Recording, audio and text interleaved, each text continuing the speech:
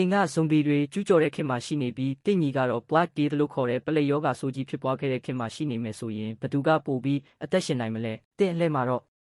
ပထမဆုံးနေ့တေပြီးသားသူတွေပြန်ထလာတာကိုတင်မြင်လိုက်ရပါပြီတင်ကတော့အိမ်တကားတွေအကုန်ပိတ်အစားအစာနဲ့ရေတွေစုဆောင်းထားပြီးဘေးကင်းမယ်လို့ထင်နေတော့မှာပဲ၃ရက်မြောက်နေ့အပြင်ဘက်ကအော်ဟစ်တန်တွေကပိုကျဲလာပါပြီးတင်အိတ်မပျော်သေးဘူးပင်ပန်းနေပြီးဒါပေမဲ့အသက်ရှင်နေတော့မှာပဲ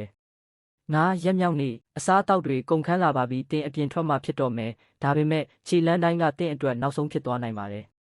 9ရက်မြောက်နေ့တင်အရန်ပင်ပန်းနေပါပြီးလူအတော်များများကိုဆုံးရှုံးခဲ့ရပေမဲ့တင်ဆက်ပြီးတိုက်ပွဲဝင်နေတော့မှာပဲ10ရက်မြောက်နေ့ဇွန်ဘီတကောင်ကတင့်ကိုကိုက်လိုက်ပါပြီးပိုးတွေကမြန်မြန်ဆန်ဆန်ပြန့်နှံ့သွားပြီးနိုင်ပိုင်းအတွင်းမှာပဲတင်သေဆုံးသွားပါတော့မယ်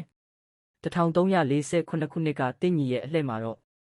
ပထမဆုံးနေ့သူ့ရဲ့ချိုင်းအောက်မှာကြက်ဥအရွယ်စားလောက်ရှိတဲ့နာကျင်နေတဲ့အကျိတ်တစ်ခုကိုသူခံစားရပေမဲ့ဒါကိုသူဂရုမစိုက်ခဲ့ပါဘူး3ရက်မြောက်နေ့အဖျားတွေအရန်တက်လာပါပြီးအရေပြားပေါ်မှာအမဲဆက်တွေပေါ်လာပြီးသူမတ်တက်တောင်မရက်နိုင်တော့ပါဘူး9ရက်မြောက်နေ့နာကျင်မှုကဘလို့မှမခံမရက်နိုင်အောင်ဖြစ်လာပါပြီးဆေးဝါးလည်းမရှိဆရာဝန်လည်းမရှိပါဘူး9ရက်မြောက်နေ့သူ့ရဲ့ကိုရင်းအင်္ဂါတွေစတင်ပျက်စီးလာပါတော့မယ်